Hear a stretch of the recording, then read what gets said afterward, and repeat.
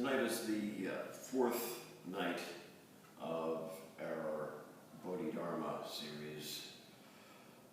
1 week corresponding to each of the 4 chapters in the Red Pine book, which is also translated additionally by Venerable Eunsahn Citta of the Five Mountain Order.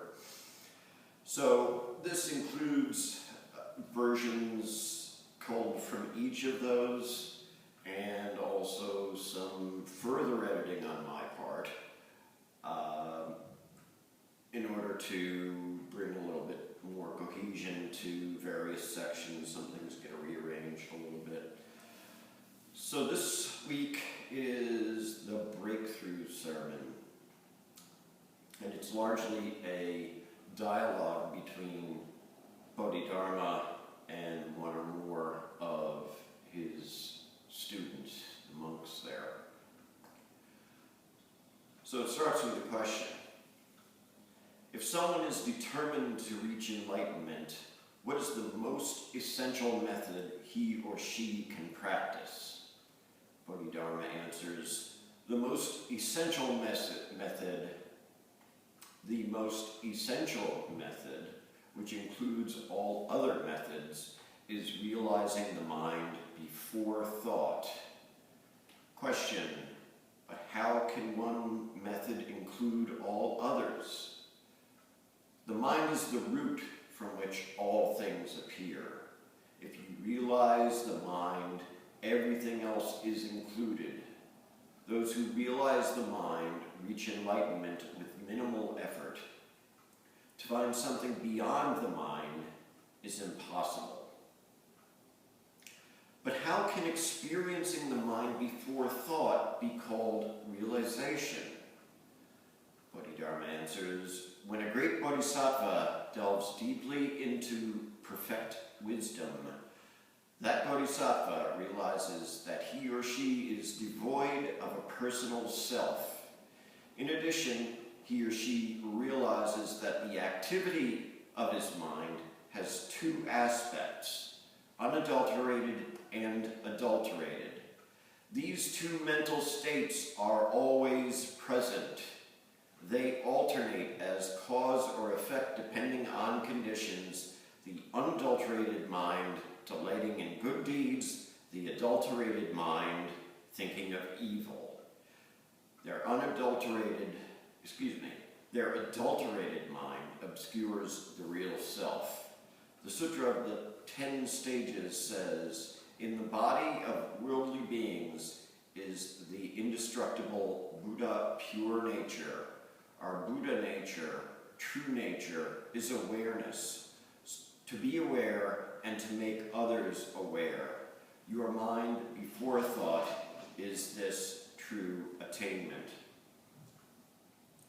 What's really important in there is that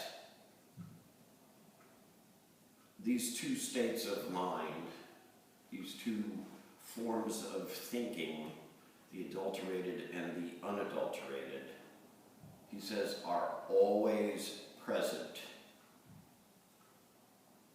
They alternate depending on causes and conditions. In fact, they can be either a cause or a condition. When we act before thought,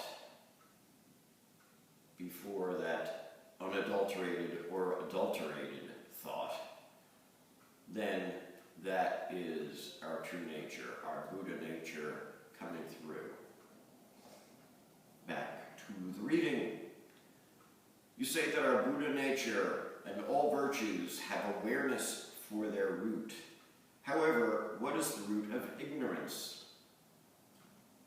Here's where Bodhidharma goes into a sort of Buddhism 101 for his students, and does a good job, as the first patriarch would, of explaining them and tying them into the message that he is conveying. So you say that all Buddha nature and all virtues virtues have awareness for their root. However, what is the root of ignorance? Bodhidharma says, the ignorant mind, with its infinite afflictions, passions, and evils, is rooted in the three poisons. These three poisons are present in our 6 sense organs and are referred to as thieves, because worldly beings are misled in body and mind by these thieves. They become lost in life and death, wander through the 6 states of existence, and suffer countless afflictions. If someone who seeks liberation can turn the 3 poisons, that is, greed, anger, and delusion, into the 3 sets of precepts, I vow to put an end to all evils, I vow to cultivate all virtues, and the 3rd one, I vow to liberate all beings. And the 6 thieves, sight, sound, smell, taste, touch, thought, turn them into the 6 paramitas, which are perfection of charity, perfection of morality, perfection of perseverance, the perfection of vigor, vigorous practice, the perfection of meditation, and the perfection of wisdom. Then they rid themselves of affliction once and for all. Student asks again, how can we escape their endless afflictions if all we do is behold the mind? All we do, like there's an all we do to beholding the mind. The karma of the 3 realms, desire, form, and formless, comes from the mind alone. If your mind is not within the 3 realms, it is beyond them. The 3 realms correspond to the 3 poisons. Greed corresponds to the realm of desire, anger to the realm of form, and delusion to the formless realm. Another question. According to the sutras, the 3 sets of precepts are, I vow to put an end to all evils, I vow to cultivate all virtues, and I vow to liberate all beings. Now you say they are only for controlling the 3 poison states of mind. Is this not contrary to the meaning of the sutras? Bodhidharma answers, the sutras of the Buddha are true. However, long ago, when that great bodhisattva was cultivating the seed of enlightenment, he made his 3 great vows. Practicing moral prohibitions to counter the poison of greed, he vowed to put an end to all evils. Practicing meditation to counter the poison of anger, he vowed to cultivate all virtues.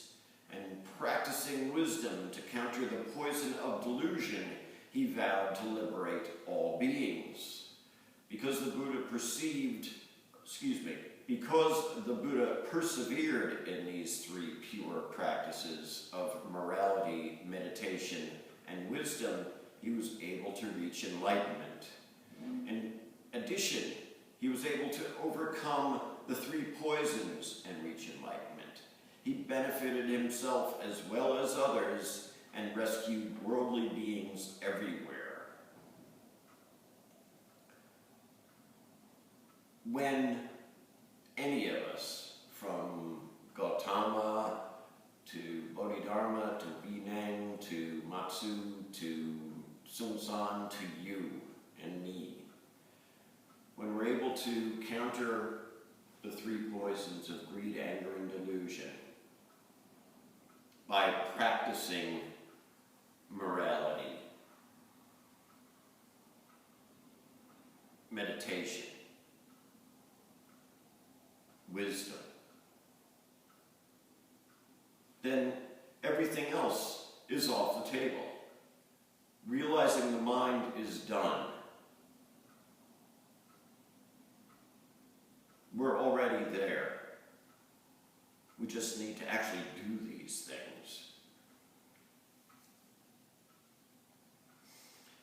Another question, how does does the karma of these six differ? Worldly beings that do not understand true practice and blindly perform good deeds are born into the three higher states of existence within the three realms. What are the three higher states? Those who blindly perform the 10 good deeds and foolishly seek happiness are born as devas in the realm of desire. Those who blindly observe the 5 precepts and foolishly indulge in love and hate are born as humans in the realm of anger or form. And those who blindly cling to the phenomenal world, believe in false doctrines, and pray for blessings are born as asuras or demons in the realm of delusion, the formless realm. These are the three higher states of existence. Demons doesn't seem all that high, but the three lower states, those whose karma comes from greed, becomes a hungry ghost. Those whose karma comes from anger become sufferers in hell. And those whose karma comes from delusion become beasts or live in the animal realm. If you can just concentrate your mind and transcend its falsehood and evil, the suffering of the three realms and the 6 states of existence will automatically disappear. In addition, once free from suffering, you are truly free. By purifying your 6 senses, the paramitas ferry you across the river of affliction to the shore of enlightenment. Another question. But the sutras say the 6 paramitas are charity, morality, perseverance, vigorous practice, meditation, and wisdom. Now you say the paramitas refer to the purification of the senses. What do you mean by this? And why are they called ferries? I would have to say that this monk/student is sort of getting a little confused at this point. And Bodhidharma, in that grandmotherly way he has, continues to explain things so that he might realize his true nature. Bodhidharma says, cultivating the paramitas means purifying the 6 senses by overcoming the 6 thieves. These 6 paramitas are transports. Like boats or rafts, they transport beings to the other shore. Hence, they are called ferries.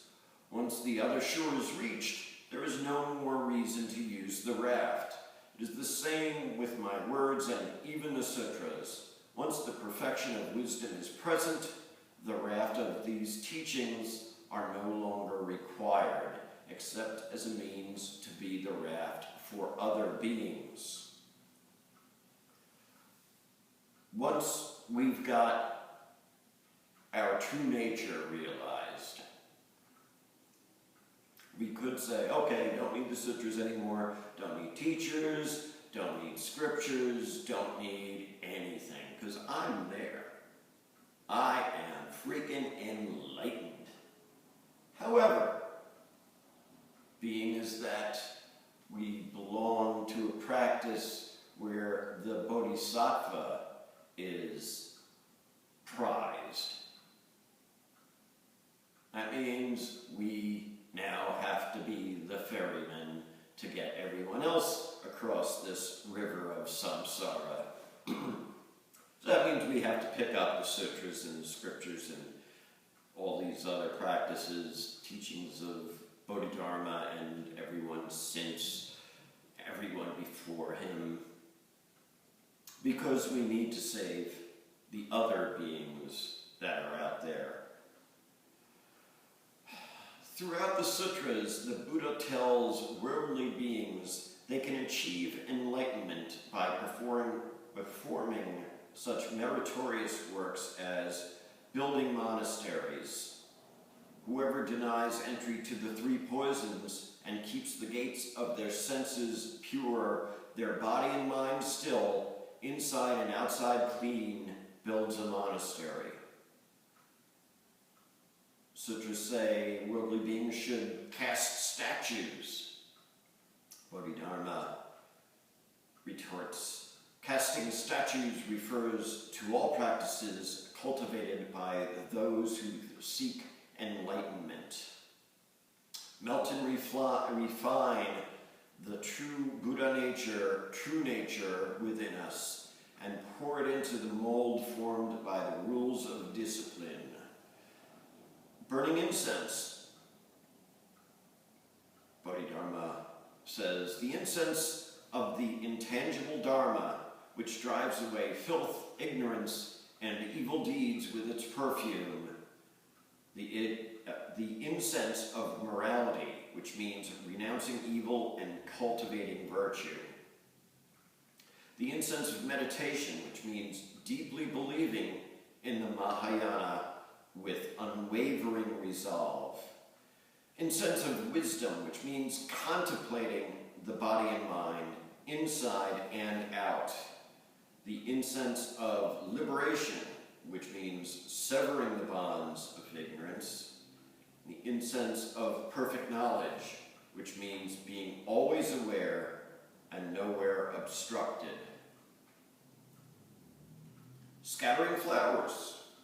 This refers to speaking the Dharma, scattering flowers of virtue in order to benefit others and glorify the real self. Lighting eternal lamps. Bodhidharma says, the eternal lamp represents perfect awareness. By passing this Dharma on to others, they are able to use one lamp to light thousands of lamps. Because these lamps likewise light countless other lamps, their light lasts forever. So we could look at this as saving all sentient beings. When one being is saved, all beings are saved. It may not happen instantly, immediately. Some haven't been born yet. But as long as we keep lighting that lamp of wisdom, keeping our own lamp lit, spreading the Dharma to others so that their lamps may get lit and then stay lit through their own cultivation of practice, and then consequently light others' lamps as well. Another one is practicing all 6 periods of the day and night. This means constantly cultivating enlightenment among the 6 senses and persevering in every form of awareness. Walking around stupas. The stupa is your body and mind. When your awareness circles your body and mind without stopping, this is called walking around a stupa. And observing fasts.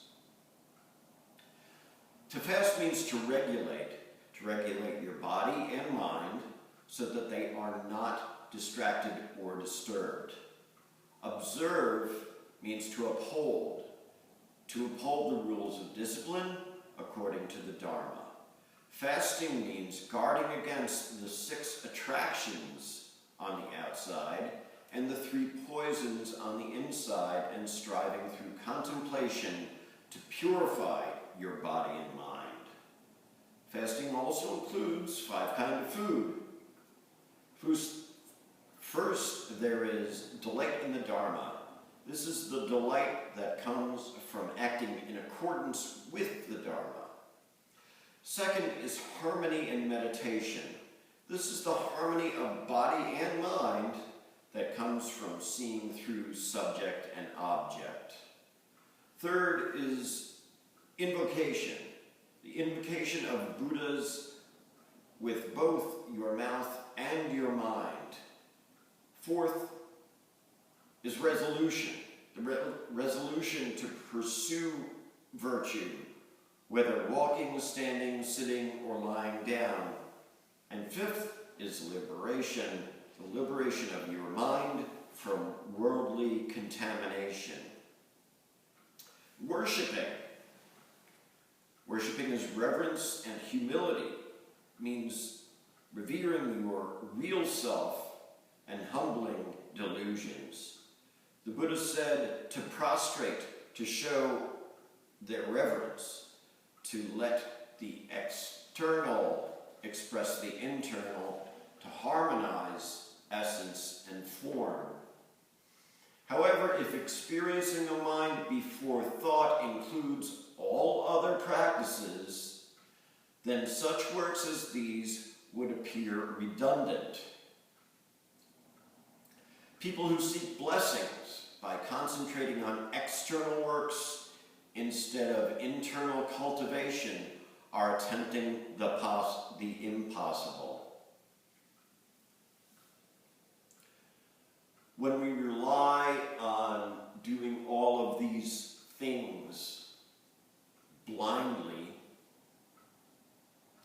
if they are wholesome activities, they might result in a good rebirth.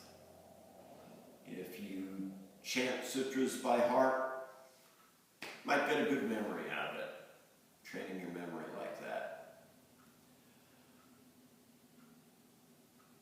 But when we get down to it, all of that external stuff is really meaningless if we stay in the state of delusion. I mean, if you're going to end up in the state of delusion, why bother?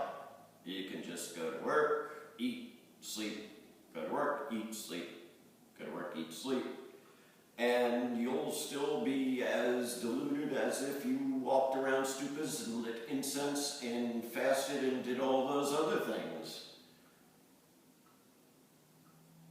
If you haven't awakened yet, you haven't awakened yet. In our practice, we talk of sudden enlightenment, gradual cultivation. Once you realize your true nature, as in make real, rather than, oh, it just dawned on me that I've got this true nature and this is what it is.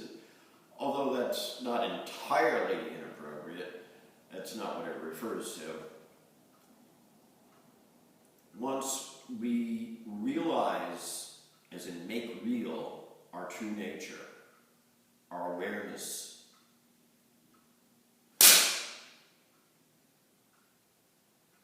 then we have to cultivate it. We can't just slack off. We can't let our own lamp die down. We have to tend it. We have to administer to it. We have to add oil. We have to add gas. We have to add whatever it is that's going to keep it lit by cultivating our practice. And in so doing, then that lamp stays lit and consequently can spread the flame of awareness beyond our own selves.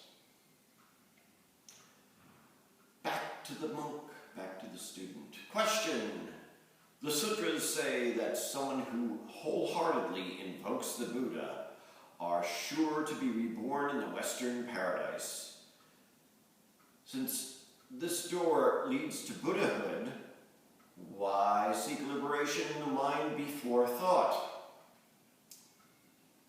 Bodhidharma retorts with, if you're going to invoke the Buddha, you have to do it right. Buddha means awareness, the awareness of body and mind that prevents evil from arising in either. In addition, to invoke means to call to mind, so constantly to mind the rules of discipline and to follow them with all your might. Invoking has to do with thought and not with language.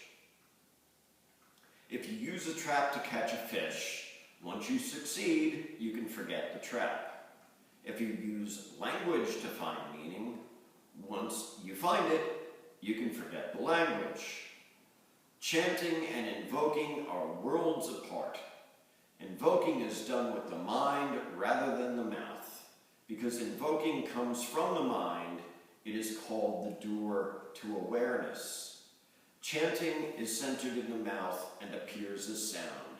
If you cling to appearances while searching for meaning, you will not find a thing. The eternal bliss of nirvana comes from the mind at rest. The mind is the door to every world, and the mind is the ford to the other shore. And closes with, if you can simply concentrate your mind's inner light and behold its outer illumination, you'll dispel the 3 poisons and drive away the 6 thieves once and for all. Moreover, without effort, gain possession of an infinite number of virtues, perfections, and doors to the truth, seeing through the mundane and witnessing the sublime is less than an eye blink away.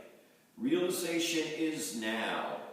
Why worry about gray hair? However, the true door is hidden and cannot be revealed. I have only touched upon the mind before thought.